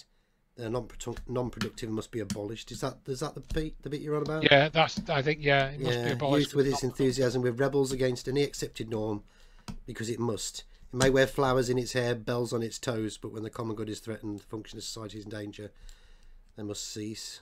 Yeah. And the number 48 keeps singing, "Hear the word of the Lord." Yeah. Whatever that means in that context. And then he's chased around by these military policemen in a frenzy, and then he's essentially encircled with all the guns pointing at him, and sort of stands there, sort of just stands there basically, fairly expressionless. And then number 2, he looks at number 2 because he's quite close at that point, and number 2 says, "Don't knock yourself out." Yeah. And there's this strange exchange between the judge and number 48. It's almost like jive, isn't it? The language. Yeah. Where they exchange these short phrases. Daddy. It's a weird form of. Yeah. Very strange. I kept thinking of that scene in Airplane. The 2 guys that speak jive on the airplane. I was thinking of that. That's why I came with this jive. Ain't no thing, and all that. Yeah. Which is And obviously it's not like politically correct nowadays, but still a great funny film, that is. Great scene. Yeah. And then it's like number 48 is like influencing the judge, and it's like the judge starts behaving weirdly and taking on this. He takes on the characteristics. Each time he's talking about that person, addressing them, he takes on the characteristics, or almost takes on their viewpoint, their position. Yeah. He's defending 6. You're an honourable, and then but then when he's talking about 48, is it? And he's saying, "Oh, you know," Yeah. but then when he's addressing 48, it's almost like he's with him. You know, Yeah, and that's taking, right. it's bizarre. And it's like the judge wants to control number 48, but he realizes he can't, and somehow it's the other way round. And the masked figures start to join in with them bones, and they all start dancing, and so does the judge. It's like Yeah, yeah, somehow it's this expression of, yeah, you need to have a good time. You need to, yeah. you know, go with the rhythm at times. You can't just Do you know conform what? all the But time. you know what? It reminded me of. I mean, maybe we're giving too much credit to the judge that's saying, but he seems to be a representative of the system that is there in the village. You know, that's doing its thing. You know how you have these politicians and they put this stupid face on it, where we see them doing things with young people, like kicking a football around or playing a guitar with Yeah, Blair, maybe. didn't we know?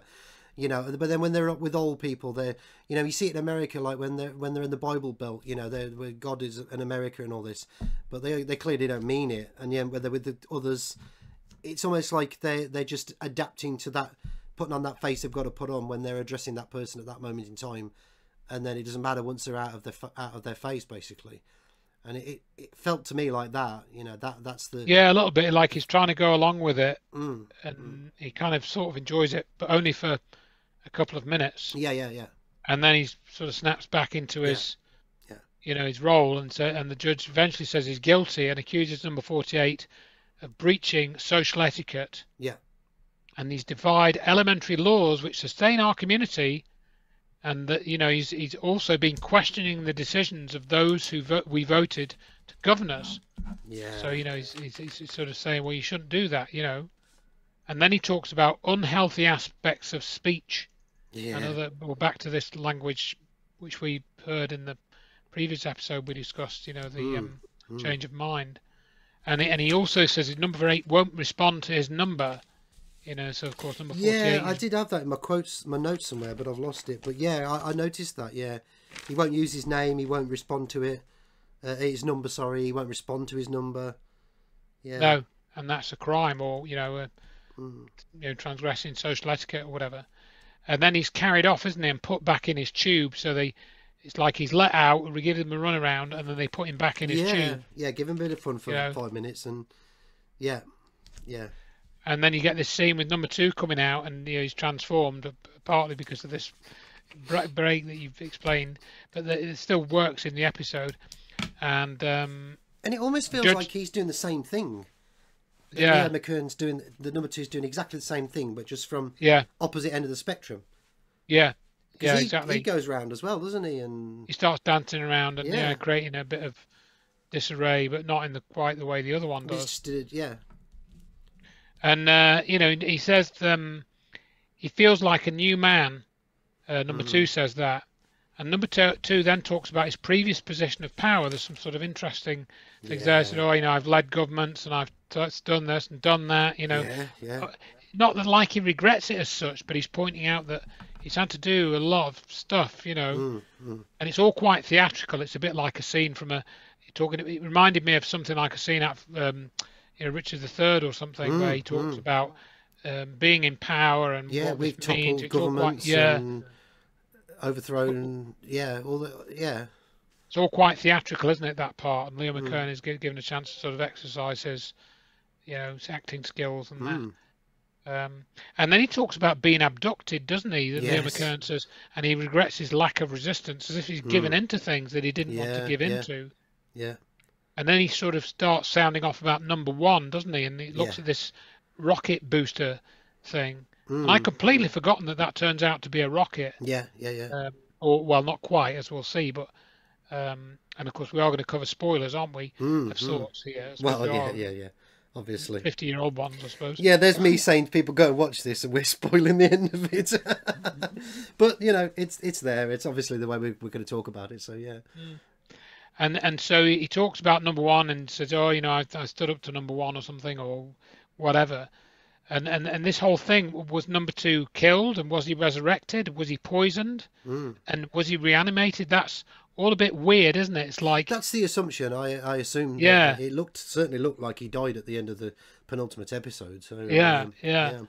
And to bring him back, is this a reference to what? He does mention that and I think the judge says we're not going to discuss that that Well, what he method. says was Yeah, the judge says that there had to be some secrets which were kept from the late number two. that's right. Yeah, So yeah, like he got to know stuff that they didn't want him yeah. to know, so they So killed we've him. got Maybe it like was that. resurrection technology or some sort, or something like Yeah, that. Or yeah. yeah. And then number six says, sort of key question: did you ever meet number one face to face? Mm. And then number two laughs and says, "Well, I gave him a stare or something." I Yeah. think that's what he says. There's another noise going on, so the dialogue's a bit obscure. Mm. And then he asks the mechanical eye on number one. This is where we get this all-seeing eye Yeah. type thing Yeah. with Yeah. it blinks and it's a metallic eye and it's green, I think, and it's in this rocket booster Yeah. casing. And he says, "Oh, look me in the eye." And number two says to the rocket, "Look me in the eye." And number one says, "You die." Mm. He talks about you die, it's as if looking him in the eye is going to kill him. Mm. And then number two says, "I die with my own mind. Hypnotize me no longer." So again, you get this reference that even the leaders are caught up in this hypnotic trance, this illusion. And number two seems to have broken out of it somehow, at least in his reanimated state. Yeah. And he says, "I die with my own mind." That's me repeating it, not him. Yeah. Yeah. Very interesting expression. Yeah. Yeah. And number six asks for number two to be held until his inauguration. Yeah. Yeah. And number two is then put in a tube and starts manically laughing while he descends into the ground, the same way that number 48 did. Mm. And then the judge, he talks about these forms of revolt, doesn't he? There's two forms of revolt. One we've seen with the guy, number 48, running around and singing Dem Bones. Yeah. And the second one is then where he talks about a member of the establishment turns upon the hand that feeds him. And these attitudes are dangerous to our culture, are to be stamped out. Talks about stamping out these attitudes dangerous to the culture. Yeah. And he's pointing out like the two sides of the coin. Yeah. Although it's much more multifaceted than that, but for the purposes of this episode, they're just showing you two sides. How you've got the McGowan did actually comment on this. I haven't got a direct quote about it, but I probably have somewhere, but I haven't got it on me now. But he did say, that sometimes you'll have political revolutionaries, people who appear to be that they want to upend the system, but they're not really. And you'll have movements, the youth movements, the hippie thing, and all that in the 60s, and that, as he was putting it then. It looked like they were pushing, but it was infiltrated. You had the CIA in there, you had the military-industrial complex in there, you had politicians in there, so that wasn't genuine either. It's interesting that he knew that. Hand behind it, and he knew that. Yeah. He knew that. Yeah, that's really interesting because I wasn't really aware of that for a long time. 68, yeah. I mean, it's He was on it, wasn't he? I think was And then the TV screen after that, it shows number 6's London house, and it had a for sale sign on it, but it's being removed again. I'm not really sure what the significance of that is. This is shown as part of the scene. Maybe that number 6, they're trying to get number 6 to lead them, because the judge talks about number 6 in his efforts to resist, fight, and hold fast. He's destroyed resistance and overcome coercion. That was an interesting one. So he stood up against coercion. Yeah. And we applaud his private war, he says. Yeah. And despite materialistic efforts, he has survived intact and secure. Yeah. That's also and then that interesting. line at the end, all that remains is recognition of a man. Mr. Mustard. Yeah, it was the last bit of that. And I thought, recognition of the individual rather than the conformed masses. Yeah. And he says he's magnificently equipped to lead us or go where he wants. We have the means for you to desert us and go anywhere. And he's giving travellers checks, a passport, and petty cash. Yeah. So what's that about? Yeah. And then number 6, the judge says, number 6 is pure and has convinced us of our mistakes and showed us the way, being reverential again. Yeah. Number 6 asks why the judge thinks these things. He says, why? Why do you think that? Why do you think that? And then the judge asks number 6 to make a statement for them. keep them in mind. He sort of asks for sympathy from number 6 to say, well, make it. Come on, tell us what to do. Tell us, but keep us in mind. What do we need to do? Kind of thing. But number 6 is reluctant, isn't he? Kind of thinks, well, there's something going on here. Yeah. I think they're trying to trick me, but is this just another one in a long string of all the other things that's happened to me in every other episode, basically? Yeah. You could see that. You can see that look in his face, can't you? Yeah. But he picks up the things. He picks up the traveller's checks and the petty cash in a bag and a passport. And then he walks up to this lectern, apparently going along with the judge's request to make an address to them. And then he stands on the lectern and he says, "I," and then the crowd says, "I." And then he quiets. He bangs his gavel. Yeah. And he starts again, and that happens 3 times, doesn't it? He starts to say, "I," and they just mock him. The crowd mock him. Yeah. And the judge just looks at him sternly, and number 6 can't be heard. So it's like the judge knew that the crowd were going to revolt against number 6 and not let him. And you've got so much symbolism there just in that, because you've got the eye that sees, as I know it's spelled differently, meaning I the individual, but you've also got I the individual. He's always said, "I am not a number, I am a free man, I am an individual." Yeah, so that's I, and like you say, they're mocking him, but then they're also acknowledging the recognition of a man, the individual. Yeah. So they're the I thing then, and shortly after that, you've got bloody I like you very much starts playing as well when the evacuation of the, and that's the repetition of the I. Oh, is it? I didn't catch that. Yeah, I didn't catch that at all. I can't remember the name of the woman that sang the song. Yeah, I want to say Carmen Miranda, was it, or something like that? Yeah, could well be. Yeah, I didn't catch and that. McGowan specifically chose that for that reason with the I, because it's the repetition of the individual, the eye that sees as well, which is the eye of the, and obviously you've got the individual. So yeah, sorry, go on.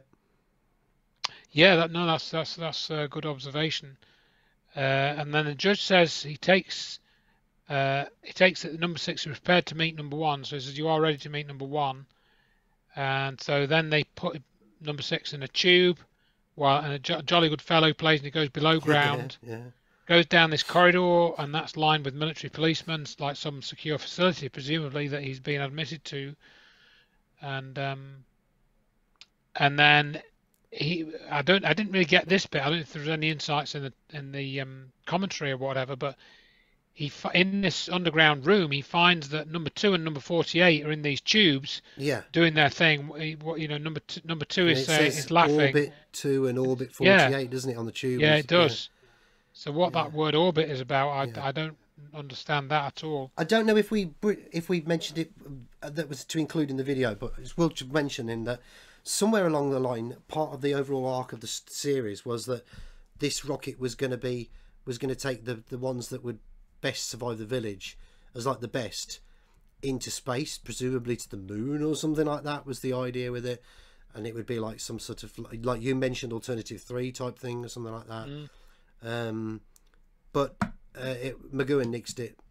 He said it diverts away from what I'm really trying to say with this. So they were left with the rocket launching, which, funnily enough, I seem to remember. And I mean, it's been a while since I've watched all of the episodes of Prisoner.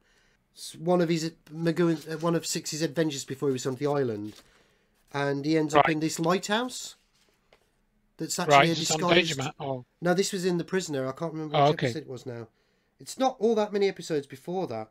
The main guy, the bad guy, is dressed up as like Napoleon at the end, and they're in a lighthouse, and the lighthouse turns out to be a rocket, and it mirrors that thing. There's like a countdown to stop the rocket and all that, and it kind of mirrors that thing at the end with the rocket. Yeah. So anyway, that there's a lot of symbolism in this episode, isn't there? In this part, actually, it was the girl who was deaf. Sorry. Yeah. Right. Okay. Yeah. Which is the only 2 episodes before Fallout, so it mirrors the end of that quite closely. So yeah, go on. Obviously, an idea that was kicking around. Yeah. In somebody's mind. So yes, so they're both in this underground. Well, all 3 of them are in this underground sort of room, and then he goes up a spiral staircase from this room where Liam McKern and the number 48 are, and they're still in their tubes, sort of trapped. and it's sort of like a submarine, this part, isn't it? Although presumably it's this rocket, then the inside of this rocket. Yeah, yeah. Presumably that's what it is, but it's not quite clear what this control room is. And there's about 8 or 9 globes on the table, Yeah. and then encounters this this figure who's holding a crystal ball. Mm-hmm. And there's a screen that replays number 6 statements about not being filed, debriefed, or numbered. Yeah, yeah. So he's sort of hearing his own words back on him, and then he reaches out to this number 1 figure. He's got a number 1 on the gown, and it's a white gown again, a white hooded figure, and it's got a black and white mask, and he removes that. And then underneath that mask, there's another one, a pig mask, or what's like a pig or something, or a cow, some animal. And he removes that, and then he sees his own face. Yeah. So number 1 is number 6, or the same face at least. Yeah. And he chases the hooded figure round the circular chamber 3 or 4 times, but he doesn't catch him. And then he kind of goes back down the spiral staircase, and he seems to have a fire extinguisher. And there are several hooded figures at the bottom of the staircase that try and get him, but he sprays a fire extinguisher on them. And then this butler dwarf, he helps him. He's with a fire extinguisher fending off these other hooded figures. Then number 6, he has a cloak on, and then he goes back to the control chamber with the globes and presses a button labelled fuel inject. Yeah. So it's like he's got this cloak on. Is that did he take it off one of the other figures, or is this the hooded? Yes, he did. Number 6/number 1 figure. I think he did. Yeah. Right. I think the other guys that they accosted as they were coming down had got the cloaks on, and they took their cloaks and they masks. took one off, right, and put them on. Yeah. And then so he presses that button labelled fuel injection or something, or fuel inject, and the scene switches from the judge to number 1, the rocket, several times. The judge looks a bit stern, so it switches between the judge and the rocket, number 1 rocket thing. And then the other 2 revolutionaries and number 6, they go back up and they attack everyone in the chamber, all these military policemen, all the other hooded figures, and they got a machine gun by this time. They start shooting everyone, and there's again pandemonium and chaos. Like we were saying, there's a lot of chaos in the episode. And All You Need Is Love starts playing again, the Beatles, while this sort of pandemonium is erupting. And then the doors somehow are opened at some point, and everybody starts to run out of the chamber, don't they? This underground chamber, and some of them escape on bikes. I noticed they're riding chopper bikes. I think they've got some chopper bikes riding. Yeah. The judge seems to escape. It looks like he escapes. He dodges some of the gunfire. Yeah. And then the scene kind of cuts to the village, doesn't it? And everyone is running out of the village and getting out. And then the dwarf, the butler, is in this big truck, and he goes under this tunnel and he crashes through a gate, and he's got this sort of caravan or container on the back. It's the cage that from the previous episode where they played out their little scenario between 6 and 2. Yeah. That's it. So lorry, number 6 and number 2 in that cage, or well, you see them shortly after this scene, don't you? Yeah. And so then they drive off, don't they, down the A20, singing Them Bones again. Them Bones, yeah, and singing that. That haunted guy driving past does the double take. Yeah, it's just bizarre. Yeah.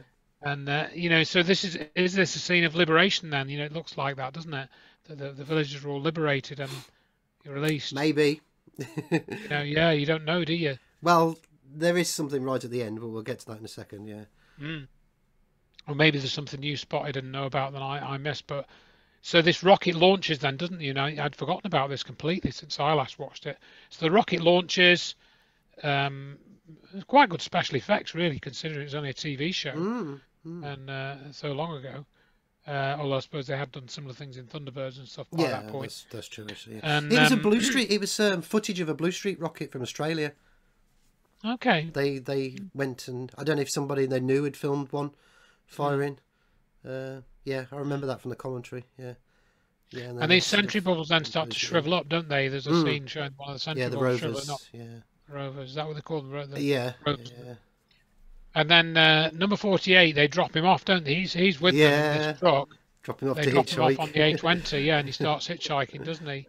Yeah. Whereas number 6 and number 2, they continue back to London, Hmm. and they end up back in London, don't they? And Yeah. he goes back to his old house. Back to what seems like their old life, basically. Yeah. Mm. 2 goes back to the Houses of Parliament, and Yeah, yeah, yeah, 6 goes back to his to his house, and house. the dwarf in number 6, right at the end. Yeah. There's some sort of scene with a policeman. The dwarf, the butler dwarf, is, but I don't know, seen a distance away from number 6 on a long shot across the pavement there. Yeah. Yeah. And Yeah. the policeman talks to the dwarf, or looks at the dwarf, and then he goes over and talks to number 6. Yeah. But you don't really know what's said, and number 6 sort of bends down and makes some gesture or Yeah. something, bow or something. I don't know what that's about. No. No. No. Apparently, he did say something very specific, but it was obviously the microphones didn't pick it up, so it wasn't in the episode. Left out, I'd love was to be it? able to read lips or something like that, you know, to read lips, see if we can find out what he actually says to him. But yeah, Yeah, so Dwarf goes back to the old house, and number 6 gets into his Lotus Super 7. And there's a scene where they get on this number 59 bus as well, but I don't know if that's to go back home. I think that was before that. Yeah, it's Yeah, they get the bus home, don't they, to his house or something? yeah, that's right. Yeah. I think And then, I think they stop the doesn't they? Yeah, that's right. The cage lorry thing stops on London Bridge or something like that. Does it? Something like Yeah, near there or something. Yeah, And then get after out, that don't they they? catch the bus. That's right. Eventually, and then go back to the house. But the key scene is that when the door opens to number 6's house, the door opens on its own and makes the same noise that the doors in the village make. Yeah, right. Okay. Yeah, I didn't notice Yeah. that actually, but I didn't And make the McGowan connection. said that was very significant. Yeah. We'll come to that. Yeah. Yeah, well, you can explain that a bit more, because I did notice that, but I didn't really think. Well, what the meaning of that was. Yeah. So yeah, I mean, I think that's it for the episode, isn't it? Nothing. I think it is that's pretty it. much. Just, I mean, it's very much a jumble of things. And drives it's, off into the distance in his Yeah. Lotus, and yeah. Again, like a lot of these things, you can interpret it a number of ways, and we've sort of interpreted various things of it. Yeah, Probably other things we've missed. some of it is, I think, is definitely open to interpretation. Some of it, McGowan has clarified over the years. Right. So, yeah, I'll tell you what. Then I'll just very quickly read out a few little bits and bobs that he said, Do. just to clarify that. So, he said, if whatever we wanted to say is not already contained with the episodes of the series, then I failed in the production of them, and any amount of chit-chat now will not make good that omission. So he knew exactly what he wanted saying in it. So it was very, very clear to him. So this is what he said on Fallout, the last episode. The air is getting thicker. The intensity is multiplying, and there has to be a breaking point. That's the reason why I used violence. So he's talking about but he also talked about the counterpoint of the machine guns firing and the All You Need Is Love playing at the same time. So that's what he was referring to. So he goes on. He says, and suddenly he's shooting everyone in sight with machine guns. After which they leave the place. You've got 3 guys doing a jig, a dance, and singing a song, which is a celebration of freedom after violence. But then he goes back to his little house and he goes in, and the door opens on its own. And then he pauses and he says, no one is a free man, unfortunately, but we've jolly well got to try. The whole point of the series, The Prisoner, certainly the whole point of the last episode, is clear. Each man is a prisoner unto himself. Number 1, and he talks about number 1. Many people thought they didn't understand what was happening. He's got to be some kind of James Bond type villain with a bald head and gold teeth or whatever. Whereas actually, man's biggest enemy is himself. And that is what one is constantly fighting to get through each day. The biggest enemy we have is ourselves. That's the prisoner. And that's the reason why he had him. He actually did say in another interview, if somebody else had played the part, they would have seen that person. Because number 1, you see yourself. And he also said something about the reason why it had this horrible sort of animal mask in each. So you have the face, the falseness, then you have this monster that you're initially like disgusted by. Oh, this is horrible, this is the enemy, this is Two-Face the enemy. But then you pull that back and you realise that the real enemy is yourself, because you allow yourself to be compliant with the system, or you're trapped, or you don't know any better. So ultimately, even though there is an enemy, the beyond that is your own responsibility. So which kind of plays into what everything is in the show, isn't it? So, Yeah, I mean that was my understanding really essentially of what he was trying to say, and I think there are some parallels in terms of, you know, maybe he's encouraging this idea of exploring your own self, you know, to find out why, you know, you are the enemy, as it were, of yourself, kind of thing. And this also ties into elements of Zen Buddhism as well, actually. That's you know, that encourages you to look inwards and find out, you know, look at what's causing suffering and that sort of thing. I think that is also a very good point on which to sort of close this discussion off, because I will pull up a couple of other little quotes from McGowan as well. I've got, so to continue your point, you know, the whole energy. Well, so all I was going to say really was, you know, that you know, you've got to come to terms with things as they are, not as you would like them to be. Really, I suppose is a short way of saying it. And although you can, you know, make efforts to change things, I think that's good. But at the same time, you still have to come to terms with the ideas of how things actually are, you know, how things actually are, and that whatever changes you want to see may not come about. It's all very well, you know, trying to change things. But be aware that your efforts may not work, or they may make things worse even.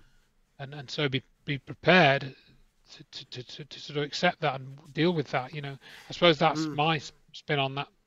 And also, I mean, also that the battle begins with you. I mean, this is one of the things that we've found in more recent years, where we've increasingly now feel more and more like whereas we felt like we were actively making a difference, more and more now we're starting to feel more like we're just banging our head against the wall, because the fight has amped up so much. So it goes again back to what we were saying, how prescient this was. It's like McGowan had already done. It's like McGowan had lived through the last sort of particularly the last 20 years. You know, without living through the last 20 years. I mean, certainly more intently the last 3. You know. Exactly. Yeah. So yes, you had some more quotes. I just thought I'd very, very quickly go through them, because I think, just to give people some context, we've talked about what Patrick McGowan might have known, and you know, he's put up quite a bit of out there. So he talked about the technocracy, he talked about the penny farthing. If you could just stop and be grateful for what you've got and try and save what we've got, instead of building bigger and better jets, bigger and better fighters, more efficient guns, tanks, we'd be better off. So I was saying that as an iconic symbol of progress, the penny farthing. So that's what the imagery of that was about. Okay. Interesting. This is something he said about on being too safe.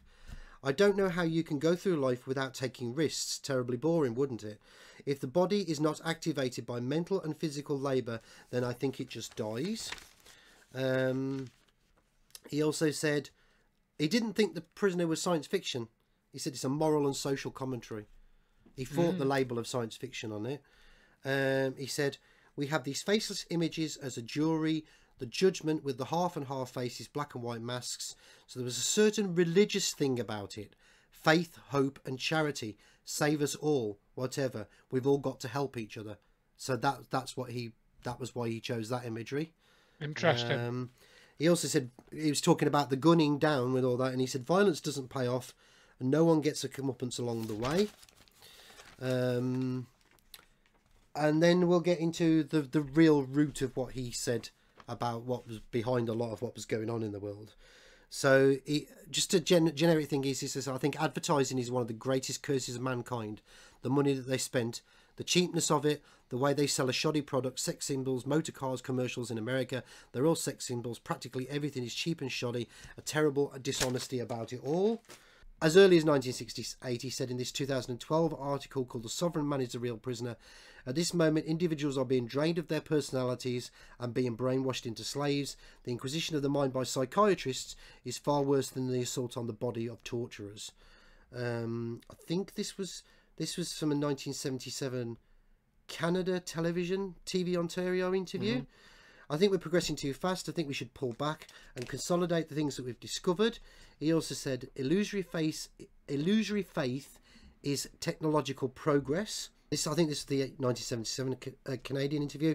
So he was being interviewed by this chap called Troyer is his surname. I can't remember what his first name was. So he says the majority of the people have been sort of brainwashed. Their souls have been brainwashed out of them. Watching too many commercials is what happened to them. And the interviewer says, I used to think television commercials were spiritually healthy because they made us skeptical, and that was probably a very good thing to learn very early on. And McGowan says, well, they don't make enough people skeptical, because if they made enough people skeptical, the people who were made skeptical wouldn't be buying all the junk that they're advertising, and they'd be out of business. We're run by the Pentagon. We're run by Madison Avenue. We're run by the media. As long as we accept those things and don't revolt, we'll have to go along with the stream to the eventual avalanche. As long as we go out and buy stuff, we're at their mercy. We're at the mercy of the advertiser. Of course, there are certain things that we need, but a lot of the stuff that is brought is not needed. We live in a little village. Your village may be different from other people's villages, but we're all prisoners. The greatest enemy that we have, number one, was depicted as an evil governing force in this village. So who is number one? We just see the number twos, the sidekicks. Now, this overriding evil force is at its most powerful within ourselves, and we have to constantly fight it, I think. This is why I made number one the image of number six, his other half, his outer ego. He hasn't got any freedom, which is the whole point. When that door opens on its own in the final scene where there's no one behind it, exactly the same as all the other doors in the village open, you know somebody is waiting in there to start it all over again. He's got no freedom. Freedom is a myth. So, yeah. And there are loads of other interviews out there with him. People think he hasn't actually said that much about the prisoner over the years, but you'd be quite surprised, actually. People would be surprised how much he has actually said about it. He's talked quite a bit about it, and he's been scathing about things like the military-industrial complex and the media and the moneyed entities that run everything. And I say he did during his life, before he unfortunately passed away. It's a great loss, it really is, because he was one of those individuals who, as far as I'm concerned, he really had his head screwed on properly. He really did. He was, Oh yeah, he knew what he was talking about, didn't he? But I think, like you were saying, people can glean a lot from the prisoner. Definitely. I find it quite an uplifting show, actually. In some respects, it's very dark, but then other times it really does give you a sense of hope that, even one person on their own, if you're prepared to put your foot down and fight it, Absolutely, yeah. I think that is a message that comes through, and I mean, particularly in that change of mind episode at the end, Yeah. And also, a bit disappointed by the fact that they do resort to that, the machine guns in the last episode, because so much of the show, like we said before, is very thoughtful. Yes. In the way things and situations are dealt with, that they use that Six uses his brain. He turns the tables on there, plays them at their own game, basically, which is, I think sometimes, we've got to try and do that, Yeah, absolutely. So is there anything else we want to say before we round things up? No, I think I'm sort of all talked out for now. I mean, we've been going for nearly a couple of hours actually. Maybe not the full talks. We did do a bit of preamble and stuff. But it's been great, Andrew. It really has. I really appreciate you doing it again. I love The Prisoner. I can't say outside of all these things. It's a great show. It's got one of the best theme tunes of a television show ever. I love the theme tune to The Prisoner. It's really catchy. It's almost as good as the theme to UFO, isn't it? Yeah, which is also from the 60s. Yeah, that was a good one. Yeah, it's a very good. Prisoners got them all beaten though. I really love the. Yeah, it's a bit overtones of the Beatles or something. Hasn't it, at the time. So definitely. But it's a great show. It's really profound, and it is. I hope people will glean something from the information that Andrew and I have put out today, you know, perhaps think, as we always try to do with these insightfuls, is just think outside the box a little bit. It's not, oftentimes these things are just rubbish TV shows and films, but here and there you'll get something really good, something that is, you know, above and beyond just the basic. You know, there's something far deeper going on there. That's like we've talked about Kubrick and all that in the past, and yeah. So thank you so much for taking the time to do this with me again, because it's really do appreciate it.